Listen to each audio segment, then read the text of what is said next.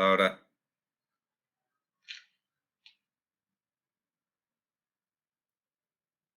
Bueno, vamos a resolver, vamos a representar gráficamente esta función, que es su gráfica es una hipérbola. Vamos a ver. ¿Qué nos quedó por ver? Nos quedó por ver la curvatura y la monotonía. Lo primero que tenemos que hacer es derivar la función. En este caso sería derivada del de arriba, que sería 1, por el de abajo sin derivar, menos el de arriba sin derivar por la derivada del de abajo, que es 1. No lo escribo. Partido el de abajo al cuadrado. Esto me queda menos 3 partido x menos 3 al cuadrado. Volvemos a derivar para obtener la segunda derivada. Y sería la derivada del de arriba, que es 0, por el de abajo sin derivar, menos el de arriba sin derivar por la derivada, esto sería por la derivada del de abajo. Partido el de abajo, perdón, el de abajo al cuadrado.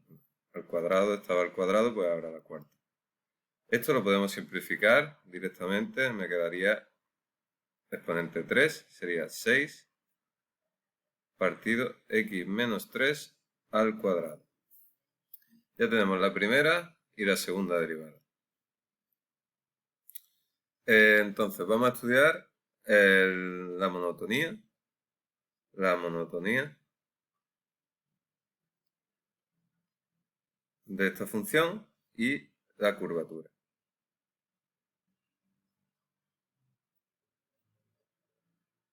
Bien. Para la monotonía sabemos, bueno, no lo he puesto aquí, pero ya sabemos que el dominio de esta función es R menos el 3, que es el valor que anula el denominador. Esta función es continua, derivable en todo su dominio. En este punto tiene una discontinuidad inevitable de salto infinito. Muy bien. Recordamos que tanto para realizar la tabla de la monotonía como para realizar la tabla de la curvatura, tenemos que tener en cuenta tanto los puntos donde la función no existe, donde la derivada no existe y donde la derivada se anula. Pero en este caso, lo podemos ver aquí, la primera derivada es distinto de 0 para todo x, para todo número real. En concreto, para todo su dominio. Porque el numerador siempre es distinto de 0. Y la segunda derivada, exactamente igual, es distinta de 0 para todo x perteneciente al dominio de la función. Entonces, en realidad, en esta función solo vamos a tener que tener en cuenta para la tabla el punto que está fuera del dominio, que es x igual a 3. Entonces, realizaríamos nuestra tabla,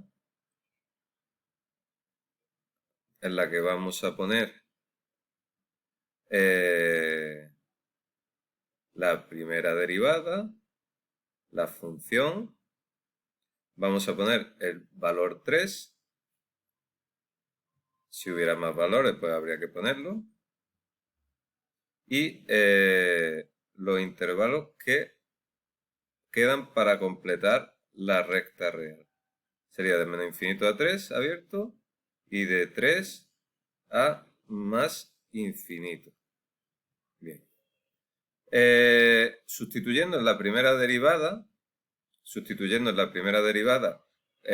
cualquier valor de este intervalo, por ejemplo 0, podemos coger 0, lo sustituimos en la primera derivada y obtenemos que es un valor negativo. Por tanto, en este tramo la función decrece. Hacemos lo mismo con cualquier valor de este intervalo, cogemos por ejemplo 4 y vuelve a salirnos negativo al sustituir en la primera derivada. Por tanto, también es negativa la primera derivada y decreciente la función. En este punto la función no existe. Y la derivada tampoco. Lo que tenemos es que la función f que estamos estudiando, f de x, es estrictamente decreciente en todo su dominio. Es estrictamente decreciente siempre. Vamos a estudiar ahora la curvatura. Bueno, vaya línea. Vamos a estudiar la curvatura. Hacemos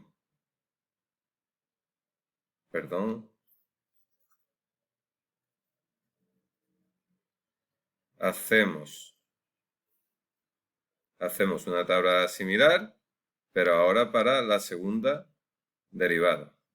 Tenemos que tener en cuenta únicamente el mismo punto que antes, porque no hay ningún valor que anule la segunda derivada. Si lo hubiera, pues habría que incluirlo en la tabla. Entonces, el valor 3,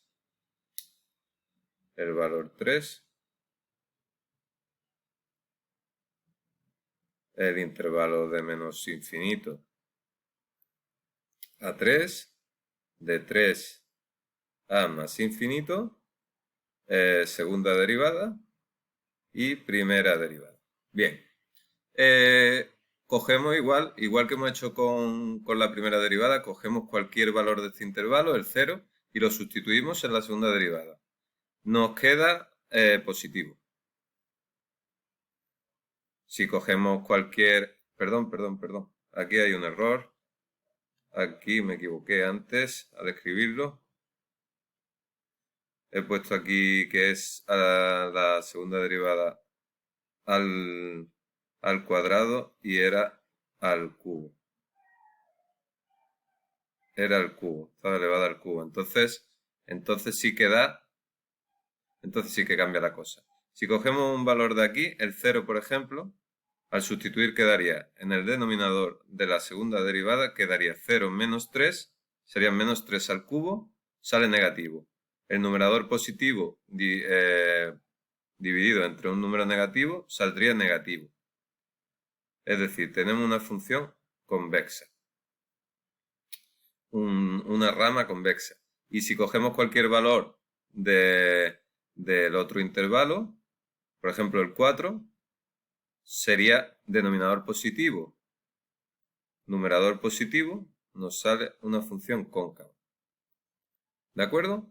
En este punto, si la función fuese continua, en el punto 3, fijaros, si la función fuese continua y la derivada, es decir, si este punto, el punto del valor 3, estuviera dentro del dominio de la función, aquí tendríamos un punto de inflexión, porque cambia la curvatura, ¿no?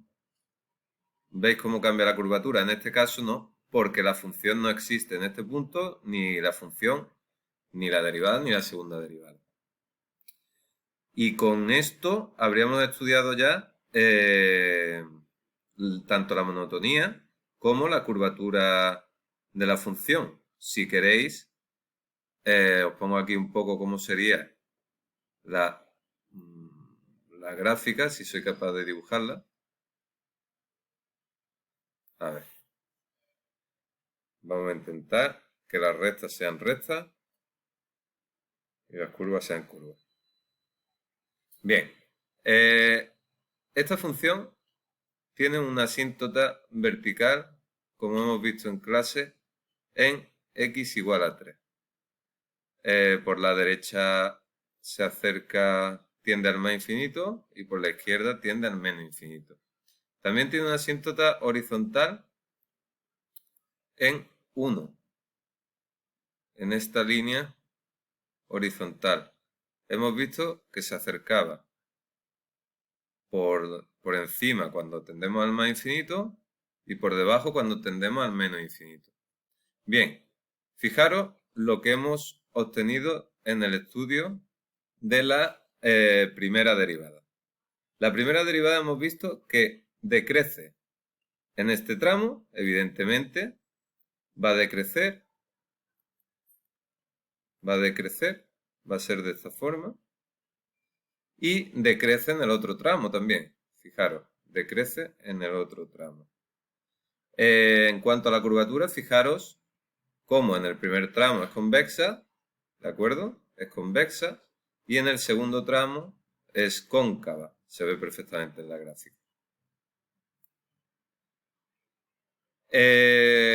¿Cómo, si esto no hubiera sido así, qué tendríamos que haber obtenido? Bueno, pues tendríamos, si esta función no fuera estrictamente decreciente,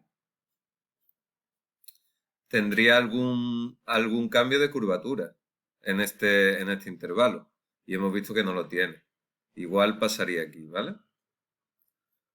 Pues con lo que hemos visto en clase hoy, que era dominio, continuidad, las asíntotas y ahora la monotonía de la curvatura, tendríamos casi todos los elementos para poder representar la gráfica de este tipo de funciones. Todas las que sean de este tipo, pues se van a representar igual, prácticamente. Hemos dicho que la simetría en estas funciones, normalmente si está desplazada, ya no va a tener simetría. Para que fuera simétrica, tendría que ser, pues, muy simple. O sea, podríamos tener esta función, si solamente la subimos o la bajamos, entonces sí tendrá tampoco lo tendría. Bueno, la simetría en este tipo de funciones normalmente no va a tener simetría, ¿vale? A no ser que fuera esta, la más básica, esta función es impar. Pero, y si le cambiamos este 1 por cualquier otro valor, también es impar. Pero normalmente no va a tener simetría. ¿Qué es lo último que nos haría falta estudiar para dibujar esta función? Los puntos de corte con los ejes. Si nos fijamos en la gráfica, corta aquí al eje X y corta aquí al eje Y. Esta función concreta. Eso sí habría que estudiarlo porque, claro, vamos, si corta en 1, en menos 1, yo no puedo dibujar este punto aquí. Y si corta aquí en menos 1, tampoco lo puedo dibujar aquí. Hay que afinar, ¿vale? Otra cosa es que nos salgan decimales y no se pueda poner bien, pero aproximadamente habría que ponerlo. Entonces, nos faltaría estudiar los puntos de corte con los ejes, los puntos de corte con los ejes, como se estudian con cualquier otra función, con las parábolas que lo habéis estudiado. Con el eje X habría que hacer la y igual a 0 y con el eje Y la x igual a 0. Exactamente igual que hacíamos con las parábolas en otros cursos. Entonces, si hacemos la y, por ejemplo, igual a 0, si igualamos a 0, despejando de aquí, de esta ecuación, el denominador pasaría multiplicando, sería 0, obtendríamos el punto 0, 0. Y si hacemos la x igual a 0, pues también obtenemos el punto 0, 0. Es decir, fijaros que esta función, tal y como yo la he dibujado, estaría muy mal dibujada, porque resulta que en realidad la función pasa, perdón, la función, esta rama de aquí, lo que hace, vamos a poner otra vez el eje, lo que hace es cortar solamente, tener un punto de corte que está en el origen. A ver si soy capaz, estaría ahí solamente, a ver si soy capaz de hacerlo. Bueno. Fatal, ¿no? Pero esta línea tiene que ir por debajo de la asíntota, ¿vale? Y nunca tocarla. Pero ya no lo voy a rectificar más. ¿De acuerdo? Así, con esto sería suficiente para esta rama de la izquierda. Igual que hemos hecho para encajar bien la función, los puntos de corte, en esta rama de aquí también habría que pues tomar un punto, ¿vale? Con tomar un punto para encajarla sería suficiente. Por ejemplo, yo tomaría aquí el valor 4, que seguramente va a estar por aquí, no donde yo la he dibujado. ¿Y cómo lo hacemos? Pues con una tablita de valores le damos a la x el valor 4 y sustituimos y nos queda, por ejemplo, pues en este caso 4. nos queda 4, ¿no? Porque es 4 partido 1 es 4. Es decir, en 4 vale 4.